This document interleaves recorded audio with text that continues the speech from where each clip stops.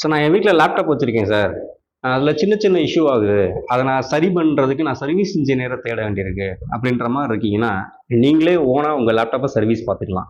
So இந்த service பார்க்குறதுக்கு எனக்கு என்ன சார் நாலேஜ் தேவை அப்படின்னு பார்த்தீங்கன்னா, வேற ஒன்றும் இல்லைங்க. ஜஸ்ட் இதுக்கு குவாலிஃபிகேஷன் மெயினாக தேவையில்ல. டிகிரியோ டிப்ளமோ யாருமே அதெல்லாம் மெயினான விஷயங்கள் கிடையாது.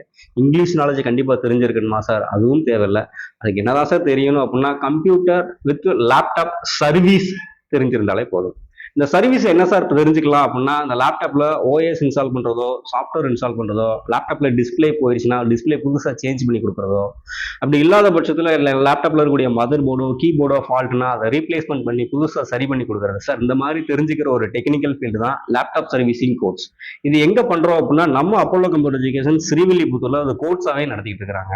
ஸோ இது வந்து பாத்தீங்கன்னா ஒரு 1.5 மாச டூரேஷன்ல நம்ம ஒரு லேப்டாப் இன்ஜினியர் ஆயிடலாம். அப்படின்னு சொல்லி லேப்டாப் சர்வீஸ் இன்ஜினியர் ஆயிடலாம். ஸோ உங்க லேப்டாப்போ சிஸ்டமோ நீங்களா ஓனா சர்வீஸ் பார்த்துக்கலாம்.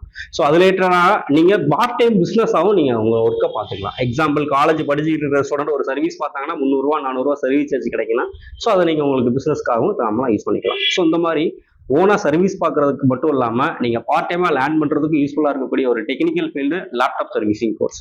இதை பத்தி நிறைய தெரிஞ்சுக்கணும் அப்படின்னா கீழே கான்டாக்ட் நம்பர் இருக்கு. எங்க நம்பருக்கு கால் பண்ணுங்க. டவுட் ஏதாவது இருந்தால் கிளியர் பண்ணலாம். தேங்க்யூ.